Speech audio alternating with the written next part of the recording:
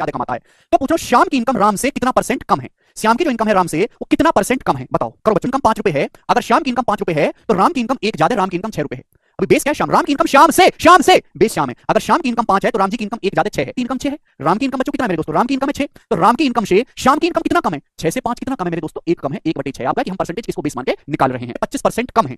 ए की जो इनकम है वो बी से 25% कम है, तो बी की इनकम ए से कितना परसेंट ज्यादा है। ए की जो इनकम है वो 1 कम यानी कि 3 रुपए। ए की जो इनकम है मेरे दोस्तों 3 रुपए है। ये बात समझ में आ गई, आप बोलोगे हाँ जी सर आ गई। और 1/3 का मतलब 33.33% होता है परसेंटेज टू फ्रैक्शन वैल्यू, याद करो स्टैंडर्ड। यानी कि बी की इनकम इससे 33.33% ज्यादा है।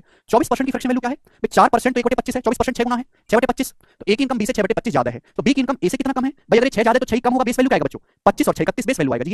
ये परसेंटेज में कितना इंटू 100%, परसेंटेज में कन्वर्ट करना है जी। तो 600/31% कम हो गया, डी ऑप्शन आंसर है। चला जा रहा है। ए की सैलरी बी से कितना ज्यादा है, 60% ज्यादा, इसको लिखने की जरूरत नहीं है। 60% की फ्रैक्शन वैल्यू 3/5, 60% की फ्रैक्शन वैल्यू कितना 3/5। ए की सैलरी बी से 3/5 ज्यादा है, तो बी की सैलरी ए से कितना कम है भाई साहब। अगर 3 ज्यादा है तो बच्चों 3 कम होगा, बी की सैलरी बेस क्या आएगा 5 प्लस ऊपर प्लस है तो प्लस करेंगे, 5 + 3 8। 1/8 12.5% होता है, 3/8 37.5% होता है। तो बी की जो सैलरी है वो ए से 37.5% कम है, सैलरी बी से कितना जाता है 38%। 38% की फ्रैक्शन वैल्यू होगी 38/100 यानी कि 19/50। ये हो गया 38% की फ्रैक्शन वैल्यू होगी, 38 कम होगा मेरे दोस्त, आप बोलोगे हाँ जी सर।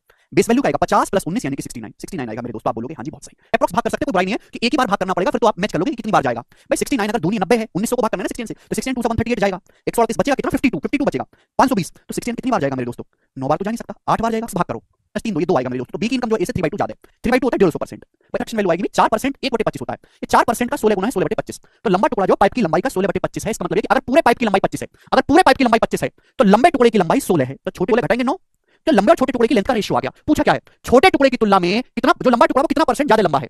बेस का आएगा 9, छोटे पीस से कितना ज्यादा है 7/9, 1/9 11.11% और 7/9 77। तो 100 का x% ही x होता है, 100 का x पर क्या पहले 100 थी, 100 का x% x होता है, तो संख्या को x बढ़ाएगा, संख्या बढ़ के होगी 100 + x। अगर संख्या पहले 100 थी तो 100 से बढ़ के 100 + x हो गई।